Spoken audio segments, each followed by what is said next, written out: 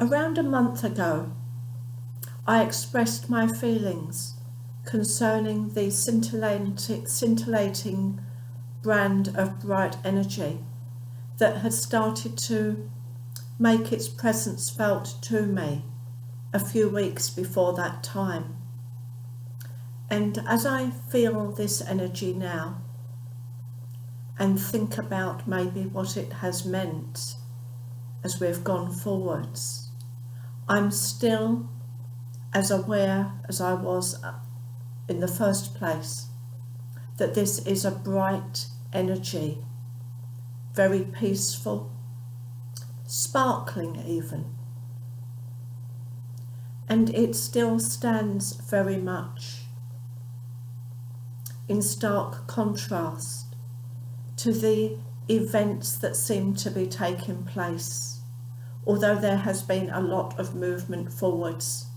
regarding the virus situation in many countries and slower movement in others. There is still much with life that is in a state of upheaval, and it is this state of upheaval, this feeling that maybe some changes are being ushered into our societies a little bit too quickly for comfort, and yet there is this energy that is there, that is very optimistic, that is very bright, that does indeed seem to be opposite. And as I say this, I am reminded that life is very much about opposite poles in many instances, and we kind of have to stand in the middle and be the balance, and then move a little in the direction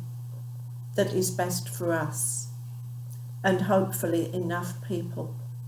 move in the direction that is best for us collectively to shape life in the way that we would want it to be shaped as we go forwards. But for each of us there is always the individual responsibility to choose our ideas, to choose our thoughts with care, and to allow ourselves to be inspired. Because the more inspiration that we can usher in, the more of this quality there will be in our world. The more that this quality that wants to generate beauty and balance and hope and forwards movement will be present in our world, will be present as a force to be reckoned with,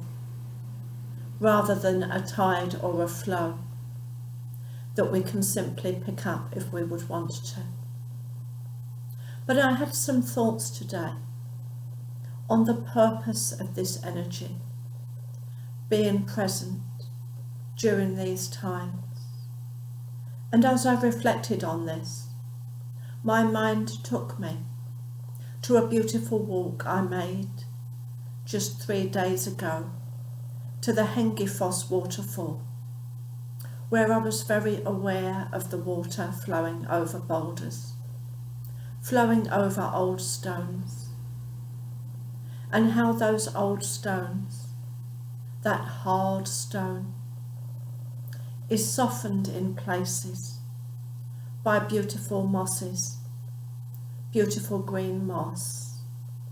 that symbolises in a way the harshness that is there in some aspects of life at the moment, and the beauty or the ease and the nurturance that we would all like to experience more of. And I was aware of the water that is really cold, flowing through that waterfall, framed as it is by the beautiful steps that give it the name Hengifoss, meaning hanging falls. And as I watched that water tumbling, knowing that that water is very cold,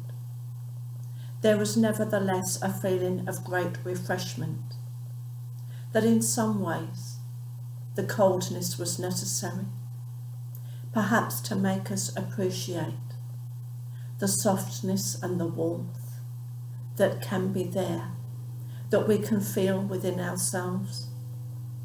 that we can extend to others. And it is when we cultivate these thoughts that perhaps we are able to amplify the beautiful, inspiring energy, the little new strand of energy that is getting wider and broader and stronger and more sparkling, the more that we allow ourselves to feel it. Because in our own way, we are all amplifiers, and we can amplify thoughts and energies that reflect more of what we would like to experience more of. Or we can amplify those energies and those thoughts that relate to those things that we want to see less of in our world. And in many ways it is our responsibility to choose, each of us to choose our own way, not to feel that we have to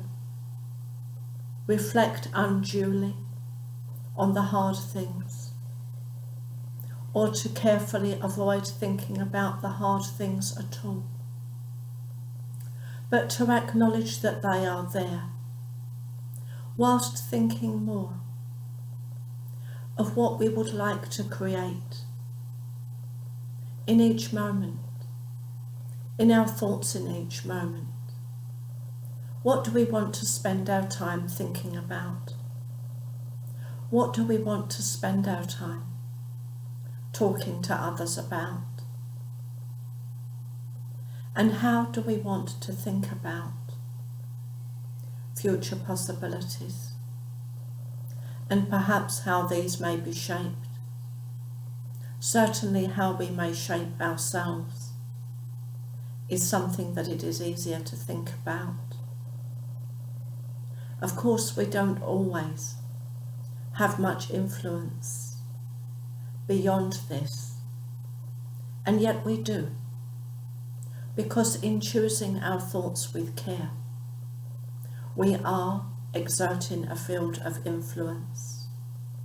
that blends with all those other influences around us, all of those energies that make up life. And when we contemplate the freshness of the river flowing over old stones, and perhaps the geological processes that built the surrounds of a beautiful waterfall. In the case of Hengifoss, there were a series of volcanic eruptions